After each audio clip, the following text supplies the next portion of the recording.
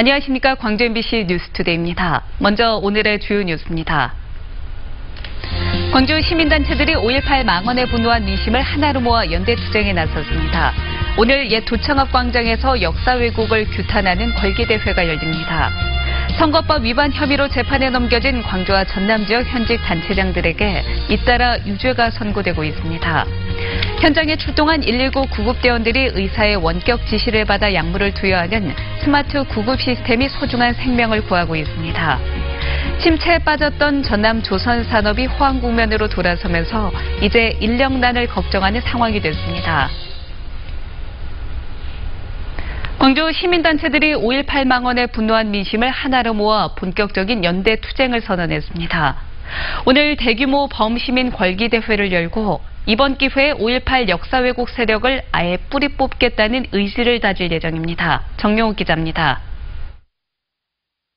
5월 단체를 포함해 100여 개 시민사회단체가 참여한 5.18 역사 왜곡 처벌 광주운동본부가 출범했습니다. 자유한국당 망언 의원 3인의 국회 퇴출과 5.18 역사 왜곡 처벌법 제정, 10만 원 구속 등 모두 4가지를 활동 목표로 정했습니다. 분노한 민심을 하나로 모아 이번 기회에 5.18을 부정하는 세력을 뿌리 뽑겠다는 겁니다. 다시는 이런 5.18 왜곡이 없고 우리 민족사의 민주화 운동으로서 길이 남도록 그렇게 우리가 그런 각오를 가지고 이번에 투쟁을 하도록 하겠습니다. 이를 위해 광주운동본부는 서명과 규탄 집회 등 국민운동을 추진하고 왜곡 행위에 대한 고소 고발 등 법적 대응에도 나섭니다.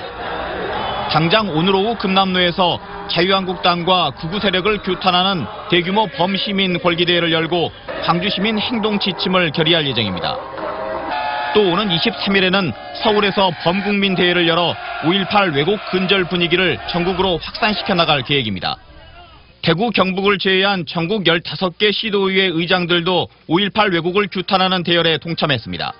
국회의관에서 국회의원들이 주도한 공청회에서 일어날 수 없는 망언들이 일어났다고 하는 것에 대해서 부산 시민들의 그런 규탄 그리고 분노하는 마음을 담아서 이 자리에 참석하게 됐습니다. 5.18 역사 왜곡의 마침표를 찍기 위한 성난 민심이 전국으로 확산되고 있습니다. MBC 뉴스 정용욱입니다. 민주당 이해찬 대표가 5.18에 대한 가짜뉴스가 유통되는 곳으로 유튜브를 지목하고 자체 시정을 촉구했습니다. 이 대표는 최고위원회의에서 허위뉴스의 80% 이상이 유튜브에서 유통된다며 허위 사실을 방치하는 것은 헌법과 민주정신을 훼손하는 것이라고 강조하고 이같이 촉구했습니다. 한편 민주평화당 천정배 의원은 온라인상에서 5.18에 대한 허위 정보를 유통하지 못하게 하는 법 개정안을 발의했습니다. 공직선거법 위반 혐의로 재판에 넘겨진 광주와 전남 지역 현직 단체장들에게 잇따라 유죄가 선고되고 있습니다. 일부는 현직이 유지되는 형을 선고받았고 일부는 당선 무효형을 받았습니다. 형 확정 결과에 따라 희비가 엇갈리게 됐습니다. 김양훈 기자가 보도합니다. 광주지법 제12형사부는 더불어민주당 당내 경선 방법을 위반한 혐의를 받고 기소된 강인규 나주시장에게 벌금 90만 원을 선고했습니다. 농협조합원 대회 등에서 지지를 부탁해 사전선거운동 혐의로 기소된 김종식 목포시장은 1심에서 벌금 80만 원이 선고됐습니다. 이름과 사진이 기재된 인사장 9천여 장을 선거 구민에게 발송한 혐의를 받고 있는 이승옥 강진군수도 벌금 80만 원을 선고받았습니다. 이들 3명의 단체장은 벌금 100만 원 미만으로 형이 확정되면 현직을 유지할 수 있게 됐지만 당선 무효형에 해당되는 형량을 선고받은 단체장들도 있습니다. 이은행 한평군수는 항소심에서 징역 10개월에 집행유예 2년을 받았습니다.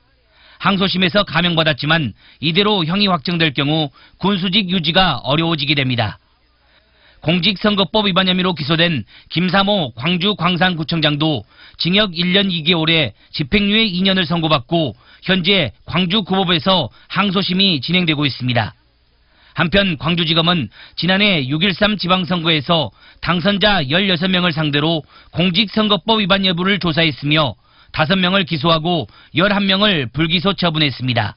MBC 뉴스 김양훈입니다. 조합장 선거를 앞두고 조합원들에게 금품을 돌린 혐의로 농협 조합장 부부가 검찰에 체포됐습니다. 광주지검은 광주 남구의 한 단위농협 조합장 광모 씨 부부를 선거법 위반 혐의로 체포해 조사하고 있습니다. 이들은 지난 1월부터 최근까지 조합원 5명에게 지지를 호소하며 현금 350만 원을 건넨 혐의를 받고 있습니다. 이들의 행위는 돈을 받은 조합원들이 선관위에 신고하면서 드러난 것으로 알려졌습니다. 학생과 교사에게 갑질 행위를 저지른 광주의 한 고등학교 교장이 직위 해제됐습니다.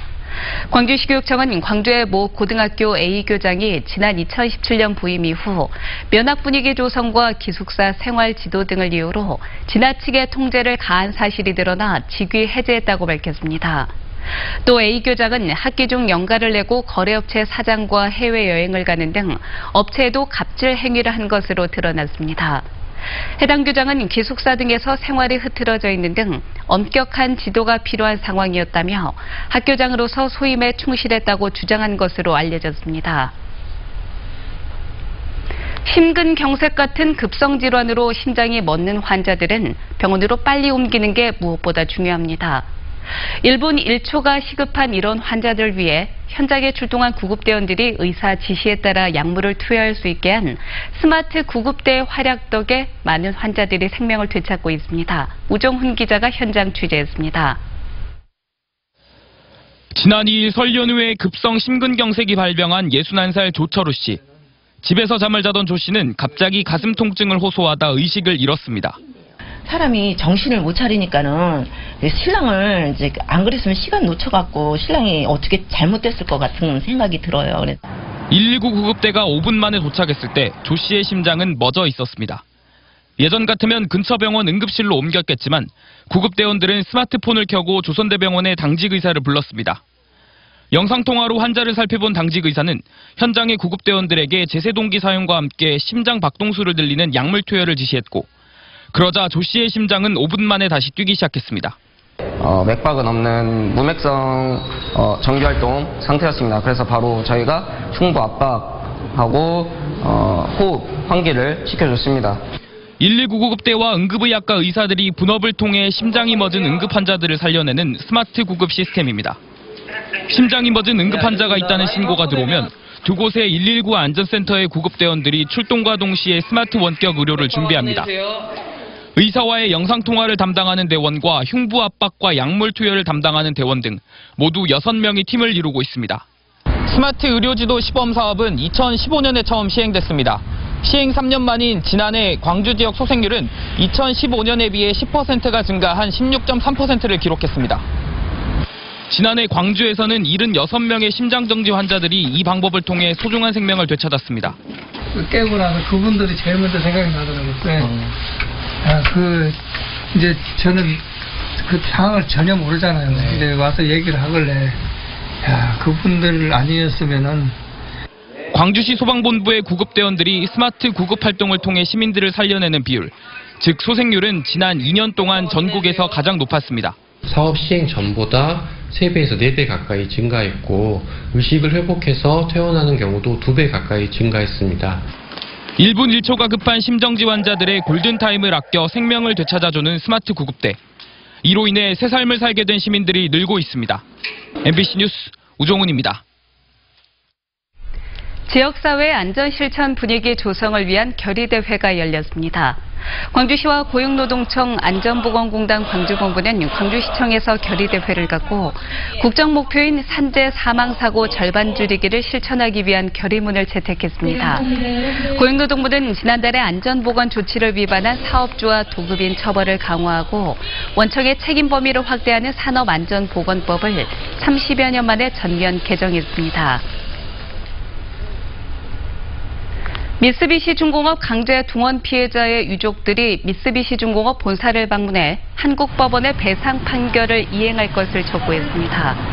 근로정신대 피해 2차 소송 원고 유족인 오철석 씨 등은 일본 나고야 소송 지원단과 함께 미쓰비시중공업 본사를 찾아 6월 말까지 성의 있는 답변이 없을 경우 강제 집행을 할 용의가 있다는 내용의 통보서를 전달했다고 밝혔습니다. 미쓰비시 측은 다카하시 마코토 공동대표 등 일본 소송지원단 2명만 만나 요청서를 전달받았으며 피해자 유족들의 면담 요청은 거부했습니다. 극심한 불황으로 일손을 떠나보내야 했던 전남 지역 조선업계가 호황 국면으로 전환되면서 이제는 인력난을 걱정해야 하는 상황을 맞고 있습니다. 고익수 기자가 보도합니다. 지난해 하반기부터 살아나기 시작한 지역 조선업계가 호황 국면을 맞고 있습니다. 3년 가까이 일감을 확보하지 못해 경영난을 겪어왔던 현대삼호중공업과 미포조선, 중형선박으로 틈새 시장을 공략해 불황을 버텨낸 대한조선. 지금은 기본 물량인 2년치 건조 물량을 확보해놓고 안전궤도에서 생산과 영업 활동을 하고 있습니다. 그러나 문제는 조선 경기가 상승세를 타고 있어 연말까지 3,000명의 신규 교용이 필요한 상황. 숙련된 인력은 이미 영남권 조선소로 빠져나가 현지에서 자리를 잡은 상태로 퇴직자 재취업 지원이나 신규 인력 양성에 기댈 수밖에 없는 딱한 처지에 놓여 있습니다. 이마저도 확보 가능한 인력은 1,500명 정도.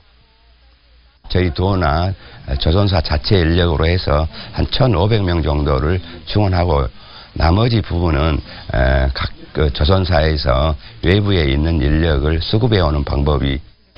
그래서 외국인 고용 쿼터를 늘려야 한다는 목소리가 조심스럽게 나오고 있지만 내국인 실업 문제와 맞물려 여의치 않은 실정입니다. 양성 교육을 시행을 하고 있는데 거기에서 한 1,500명까지는 우리가 수용을 한다 하더라도 그래도 한 1,500명 정도가 부족한 상황이다 보니 그 나머지 부분은 정부의 외국인 쿼터제에 대한 완화라든지. 오랜만에 기지개를 켜고 화랑 국면을 맞고 있는 지역 조선업계. 위기 끝에 찾아온 좋은 기회를 일손 부족으로 날려버리지 않도록 묘한 찾기를 서둘러야 할 것으로 보입니다. MBC 뉴스 호익수입니다. 오는 3월부터 시외버스 요금이 평균 10.7% 인상됩니다. 인상률은 일반 시외버스와 직행버스는 13.5%, 고속버스는 7.95% 등입니다. 이 같은 요율을 적용했을 때 광주에서 서울까지 일반 고속버스 요금은 현재 17,600원에서 18,900원으로 1,300원 오르게 됩니다. 국토교통부는 운송 원가가 늘어남에 따라 부득이하게 6년 만에 시외버스 요금을 인상했다고 밝혔습니다. 토요일인 오늘 다소 춥겠습니다. 광주의 한낮 기온 4도로 어제보다 2도가량 낮겠고 평년 기온보다는 4도가량 낮겠습니다. 이렇게 기온이 낮아진 가운데 오전 중에는 대체로 흐리겠고 약한 눈 날림도 있겠습니다. 오늘 눈이 날리는 지역은 광주와 전남 일부 내륙 지역 그리고 해안 지역이 되겠습니다. 이들 지역에서는 교통안전에 각별히 주의하셔야겠습니다. 오늘 오후 6시쯤부터는 차차 맑은 날을 회복하겠고 일요일인 내일은 대체로 맑겠습니다. 기온도 오늘보다 더 올라서 광주의 한낮 기온 7도로 큰 추위 없겠습니다. 한편 곳곳에서 각종 특보가 이어지고 있습니다. 광주와 전남 11개 시군에서는 건조주의보가 이어지고 있고요. 흑산도 홍도에서는 강풍주의보가 내려져 있습니다. 자세한 지역별 기온 살펴보겠습니다. 영광의 낮 기온은 2도, 그 밖에 광주와 장성, 담양, 화순의 낮 기온은 4도를 보이겠습니다. 현재 광주와 전남 대부분 지역 구름 많고 흐린 가운데 무안의 낮 기온은 4도, 강진도 4도로 전망됩니다. 곡성과 구례의 낮 기온 4도, 순천 6도, 광양은 7도 보이면서 어제보다 2, 3도가량 낮겠습니다. 바다의 물결은 전해상에서 최고 3m로 매우 거세게 일겠고요. 특히 서해남부 바다를 중심으로는 풍랑특보도 내려져 있습니다. 각별히 주의하셔야겠습니다. 정월 대보름인 다음 주 화요일에는 한 차례 비 소식이 들어 있습니다. 날씨 정보였습니다.